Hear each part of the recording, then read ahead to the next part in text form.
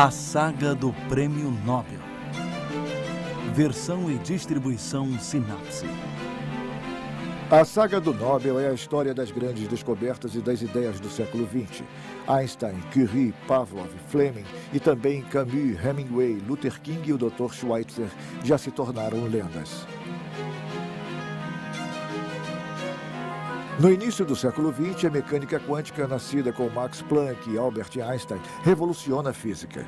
Vários prêmios Nobel terão um importante papel na elaboração desta teoria, em especial o dinamarquês Niels Bohr e o alemão Werner Heisenberg.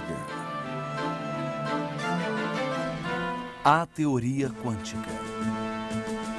Na Europa, os anos 1890 são uma época de certezas. O mundo marcado pelos transportes e pelas comunicações praticamente esgotou seus mistérios. A locomotiva e o avião permitem ao homem dominar o espaço e a natureza, cujas leis ele enfim acredita conhecer. A descrição do mundo pela ciência parece estar sendo concluída. A matéria inerte é constituída de pedacinhos elementares, os átomos. A luz é uma onda que se propaga através do espaço. Lord Kelvin, um dos grandes físicos do século XIX, afirmava: a física forneceu uma descrição coerente e a priori completa do universo. No entanto, restam alguns pontos obscuros, alguns detalhes intrigantes que Lord Kelvin chama de duas nuvenzinhas escuras. Na tentativa de dissipar uma dessas nuvens, um físico alemão, Max Planck, vai desencadear um processo que fará desmoronar todo o edifício. O problema que o preocupa é o da luz emitida por um objeto quando ele é aquecido. A cor da luz emitida por este objeto varia com a temperatura. As teorias da época correspondem aos resultados experimentais com o infravermelho e a luz visível, mas elas preveem mais ultravioletas do que o observado. Em 1901, para eliminar esta contradição, Max Planck propõe um modelo em que a energia é emitida por porções sucessivas, por pacotes. Ele dá a esses pacotes o nome de quanta, e seu valor é calculado a partir de uma constante universal, logo chamada de constante de Planck. Essa descontinuidade no mundo da energia é totalmente revolucionária, e Max Planck tem plena consciência disto. É um ato de desespero para explicar os resultados experimentais. Ele passará os 10 anos seguintes tentando se livrar em vão dos quanta de energia. Eles lhe darão o Prêmio Nobel em 1918. Na época da sua descoberta, Max Planck já é um físico de primeira linha, professor da renomada Universidade de Berlim. Porém, a maioria dos seus colegas considera seus resultados um atalho matemático cômodo, sem significado profundo. Menos Albert Einstein. Ele acredita nos quanta de energia. No início dos anos 1900, ele é um simples funcionário do Departamento de Patentes de Berna. Nascido em uma família judia alemã, ele veio estudar na Suíça para fugir do sistema escolar prussiano, cuja rigidez e severa disciplina nunca suportou. Mesmo em Zurique, onde terminou com brilho seus estudos na escola politécnica, ninguém lhe ofereceu um cargo universitário. Muito independente e pouco social, Einstein sempre preferiu trabalhar e refletir sozinho. Ele gosta do seu trabalho no departamento de patentes, onde pode descobrir todo tipo de inventos, dos mais sérios aos mais extravagantes. Um trabalho que também lhe deixa tempo para refletir sobre o que realmente lhe interessa, as leis fundamentais do universo. Einstein acha Planck um tanto cauteloso. Ele sonha com um questionamento muito mais radical. Eu quero saber como Deus criou o universo. Não me interessa este ou aquele fenômeno, ou o espectro deste ou daquele elemento. Eu quero descobrir o que Deus pensa. O resto é detalhe. Sua atividade intelectual é tão abundante e produtiva que, em outubro de 1905, aos 26 anos, ele publica 3 artigos que revolucionam o mundo da física. Cada um deles poderia ter lhe valido um prêmio Nobel. Em um artigo, ele apresenta sua célebre teoria da relatividade. Em outro, inspirado na teoria dos quanta de Max Planck, ele explica o efeito fotoelétrico. Na época, a luz era considerada uma onda. Einstein partiu de uma experiência realizada pelo físico alemão Philipp Lenard, uma experiência que não se consegue explicar. Quando se projeta luz num alvo metálico, são liberados elétrons. Se a luz fosse uma onda, ao se diminuir a sua intensidade, os elétrons deveriam ser mais lentos. Porém, não é o que acontece. Os elétrons são liberados na mesma velocidade, só que em número menor. Einstein está convencido. A ideia dos quanta de energia poderia dar conta do fenômeno. Enquanto Planck, professor respeitável e respeitado, hesitava em questionar as teorias clássicas, Einstein nada tinha a perder. E se a luz fosse realmente constituída de partículas de quanta? Neste caso, estaria explicado.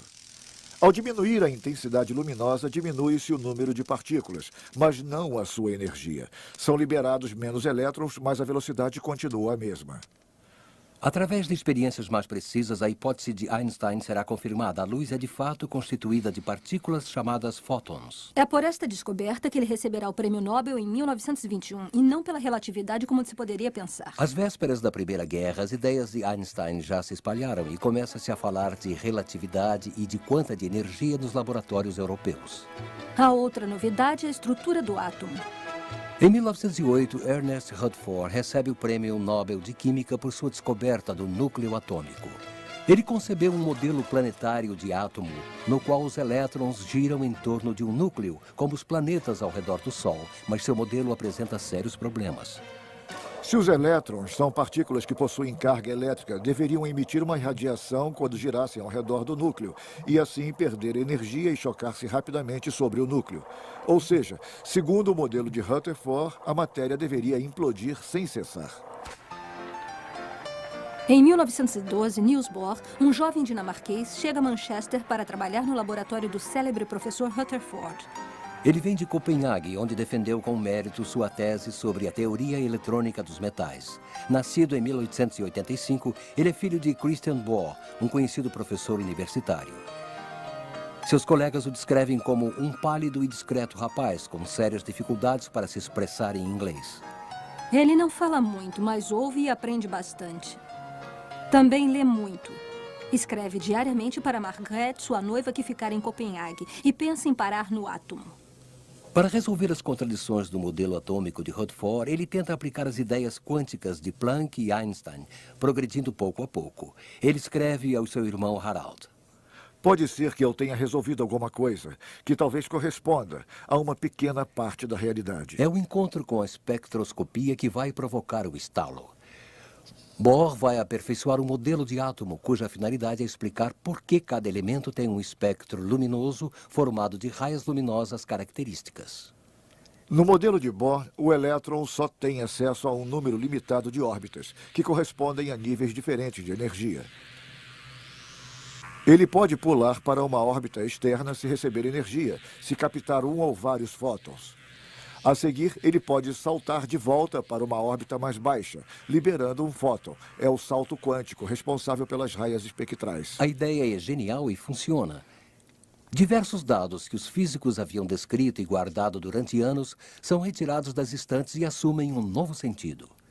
Os físicos pensavam ter uma descrição coerente e quase completa do universo. A mecânica quântica veio abalar suas certezas. Se o elétron pode saltar de uma órbita para outra, isto significa que a física clássica não se aplica à escala atômica. Não é só a estrutura do átomo, mas todo o conhecimento científico que está sendo questionado. Em 1920, Bohr funda o Instituto de Física Teórica em Copenhague, para onde logo afluem jovens físicos de toda a Europa. É o início do que irá se chamar a Escola de Copenhague. 7 prêmios Nobel, a começar pelo de Física para Niels Bohr em 1922. Então agora está tudo bem? Nem pensar. O modelo de Bohr explica o espectro de um único elemento, o hidrogênio. Bohr viaja muito. Ele é convidado para fazer conferências em várias cidades da Europa. No início de 1922, ele está em Göttingen, local do alto pensamento matemático alemão. É aqui que ele encontra um jovem físico de 20 anos que ousa lhe fazer objeções, Werner Heisenberg. Impressionado, Bohr o leva para um longo passeio no campo, durante o qual fala de suas pesquisas atuais, de suas dúvidas e esperanças, e o convida para trabalhar em Copenhague, no Instituto de Física Teórica. Convite que Heisenberg só poderá aceitar na Páscoa de 1924. Em Copenhague, ele descobre a atmosfera criativa e informal que reina no instituto. O ping-pong parece ser a única verdadeira atividade experimental. Durante os 3 anos seguintes, Heisenberg passa uma boa parte do tempo com Bohr e sua família. Aos poucos, cresce uma grande amizade entre os dois homens e uma nova visão do mundo atômico. Ao contrário de Bohr, Heisenberg rejeita as analogias tiradas do mundo visível. Ele abandona a ideia das órbitas eletrônicas e aborda o problema de forma puramente matemática. Seu modelo vai chegar a uma descrição estatística do átomo. Num determinado momento e local, só a probabilidade da presença de um elétron pode ser conhecida. Há uma verdadeira explosão da física atômica na Europa. Em Copenhague, em torno de Bohr, multiplicam-se os modelos atômicos e as equações. Heisenberg, Wolfgang Pauli, Paul Dirac e outros desenvolvem o modelo atômico do mestre. O francês Louis de Broglie havia sugerido que, se existem partículas de luz, a matéria também se comporta como uma onda. A partir desta ideia, o austríaco Erwin Schrödinger constrói uma outra teoria matemática, a função de ondas. Assim, ele espera livrar a física dos quanta, que ele considera grosseiras dissonâncias na sinfonia da física clássica. Mas, após longas discussões com Bohr e Heisenberg, Schrödinger acaba aceitando a ideia do quanta. E o melhor, ele demonstra que sua teoria é logicamente equivalente à de Heisenberg. Receberão o prêmio Nobel de Broglie, Pauli, Dirac e Schrödinger. Mas, para Bohr, os modelos matemáticos não são nada se não levarem a uma verdadeira compreensão dos fenômenos em si. É aí que tudo se complica. A característica ondulatória da luz é provada por uma experiência clássica, as fendas de Young. Projeta-se luz através de uma primeira tela com 2 fendas. Na segunda tela, observam-se as raias provocadas pelas interferências entre as ondas. Mas, sendo a luz composta de partículas, pode-se projetar os fótons um por um. Após um certo tempo, encontra-se a mesma figura de interferência. É como se o fóton tivesse passado por 2 buracos ao mesmo tempo e interferisse nele mesmo. Estranho. Bohr e Heisenberg passam o outono e o inverno de 1926 discutindo intensamente durante caminhadas pelo campo.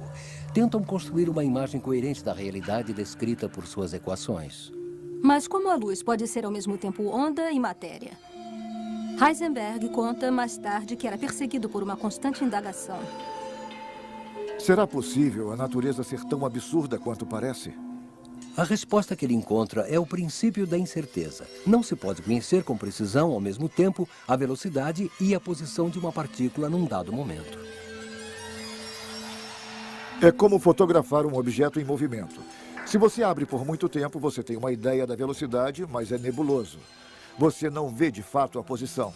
Se você abre um tempo muito curto, você vê cada vez melhor a posição, porém cada vez menos a velocidade. Surge uma aurora nos novos tempos, exclama Pauli, seu velho amigo, ao saber desses resultados. Estas novas ideias serão apresentadas aos grandes físicos da época durante um congresso em Bruxelas em 1927. Bohr passou meses escrevendo sobre todas essas descobertas. Pesou cada palavra para explicar com o máximo de precisão o que se chamará mais tarde a interpretação de Copenhague. Bohr não vê a hora de conhecer a reação de Einstein. Nessa época, Einstein não é mais o jovem anticonformista isolado de 1905. Aos poucos, o princípio da relatividade se impôs a todos. Em alguns anos, Einstein atinge uma celebridade jamais conhecida por outro físico. Sua personalidade e suas tomadas de posição contra o militarismo fizeram dele um personagem público e um verdadeiro símbolo. Em 1913, Max Planck o convida para voltar à Alemanha com o título de professor e total liberdade para suas pesquisas. Após muita hesitação, Einstein acaba aceitando. Em 1927, ocupa um lugar de primeira linha no Instituto Kaiser Wilhelm II em Berlim. No centro das instituições prussianas das quais ele havia fugido, Bohr faz sua conferência e a reação de Einstein é imediata. Ele rejeita tudo. No dia seguinte, ele propõe um primeiro argumento para tentar atacar o princípio da incerteza. É o início do célebre debate entre Bohr e Einstein, que só vai parar com a morte de Bohr em 1949. O que os contrapõe, na realidade, são posições filosóficas diferentes. Einstein continua ligado a uma visão determinista da física clássica. O universo é um grande relógio que possui uma estrutura escondida, mas inteiramente decifrável. No esforço que fazemos para entender o mundo, parecemos um pouco com o homem que tenta entender o mecanismo de um relógio fechado. Ele vê o mostrador e os ponteiros em movimento, ouve o tic-tac, mas ainda não sabe abrir a caixa.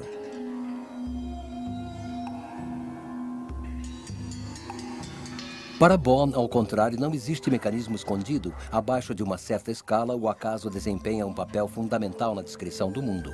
A partir daí, as leis da física quântica se expressam de forma estatística. Esta ideia vai contra as convicções mais profundas de Einstein. Ele não acredita que o acaso possa desempenhar um papel fundamental. Deus não joga dados. Para ele, a teoria quântica é incompleta. Para Bohr, ao contrário, a incerteza é uma lei fundamental da realidade. Mas Einstein não é o único que rejeita a teoria quântica.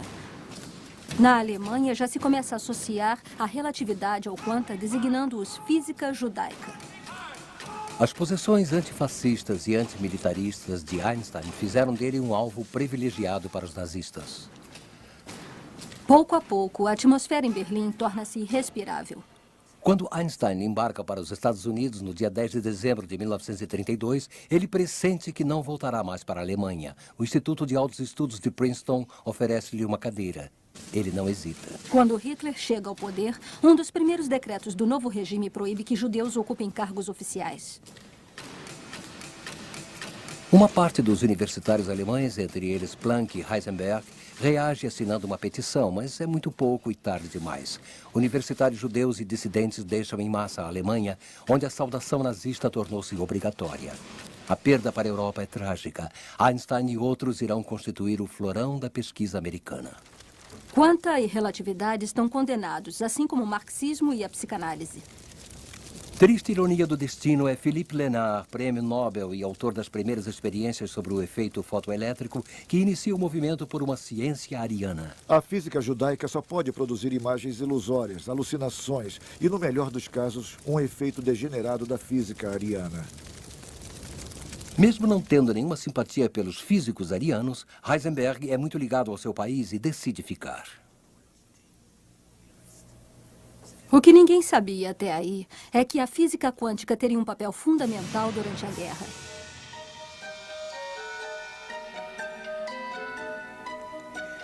Em 1938, em Berlim, Otto Hahn obtém um resultado espetacular. Ao bombardear o urânio com nêutrons, ele encontrou o bário, um elemento muito mais leve. Lise Meitner e Otto Frisch darão uma interpretação correta. O núcleo do átomo de urânio foi quebrado, liberando energia. Este fenômeno será chamado de fissão nuclear. Bohr está entre os primeiros a saber da notícia que corre como um rastro de pólvora pela Europa e pelos Estados Unidos. Foi quebrado o núcleo do urânio. A palavra bomba atômica está em todas as bocas. Leo Szilard, físico húngaro que trabalhava em Colômbia, está convencido de que os alemães já estão na pista da bomba. Em agosto de 1939, ele vai visitar Einstein, levando uma carta destinada a alertar o presidente dos Estados Unidos. Desde a chegada de Hitler ao poder, a atitude de Einstein com relação ao pacifismo mudou completamente. Diante da Alemanha nazista, não há mais lugar para o antimilitarismo, que só aumentaria a vontade de agressão da Alemanha nacional-socialista. É preciso barrar Hitler por todos os meios disponíveis. Em setembro, estoura a guerra, mergulhando a Europa no fogo e no sangue. Quando o ataque a Pearl Harbor força os Estados Unidos a entrar na guerra, ressurge o espectro de uma bomba atômica nazista. Roosevelt decide que os Estados Unidos devem construir a bomba antes da Alemanha. O Projeto Manhattan é lançado em junho de 1942. É um esforço científico, técnico e industrial jamais visto, onde a teoria quântica desempenha um papel fundamental. 2 bilhões de dólares, 125 mil pessoas e 20 prêmios Nobel vindos de todos os países são investidos numa corrida de velocidade contra os cientistas alemães. No dia 16 de julho, acontece a primeira explosão atômica no deserto do Novo México.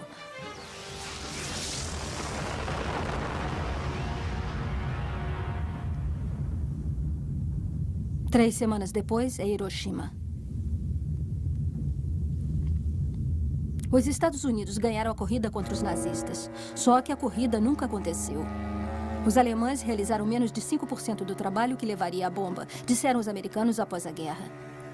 Na verdade, a questão foi encerrada em junho de 1942. Questionado pelas autoridades militares alemães, Heisenberg respondeu que a confecção de uma bomba demandaria um esforço colossal e não seria concluída antes de 1945. Hitler queria ganhar a guerra rápido. 1945 estava muito longe. O dossiê bomba atômica foi arquivado em definitivo. Mais tarde, Heisenberg vai dizer: a possibilidade de fabricar bombas atômicas criava uma situação horrível para todos os físicos e particularmente para nós, alemães, porque a ideia de colocar uma bomba atômica nas mãos de Hitler era terrível. Suas amizades antes da guerra, em especial sua grande amizade com Bohr, não serão a mesma coisa devido à sua atitude ambígua. A mecânica quântica jogou uma nova luz sobre os fenômenos que ocorrem no interior do átomo. Ela permitiu numerosas aplicações do laser à energia atômica, passando pelos circuitos integrados que compõem os computadores. Mas talvez o essencial esteja em outra parte, na estranheza radical que essa teoria trouxe ao centro do pensamento científico, uma estranheza que Einstein nunca pôde resolver. O debate entre Bohr e Einstein, iniciado em 1927, vai prosseguir até depois da guerra.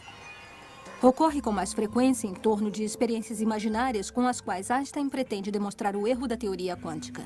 Durante 8 anos, Einstein propõe argumentos que Bohr derruba sistematicamente. Em 1935, publica um artigo que apresenta uma nova experiência de pensamento, o paradoxo EPR, que parece demonstrar que a mecânica quântica é uma teoria incompleta. É possível, em certas condições, que um átomo emita duas partículas com a mesma velocidade, mas em direções opostas. Segundo o princípio da incerteza, a posição e a velocidade de cada partícula são indeterminadas. No entanto, é possível medir com precisão a velocidade de uma e a posição da outra. Como sabemos que suas velocidades são iguais e suas direções opostas, pode-se deduzir posição e velocidade para as duas partículas.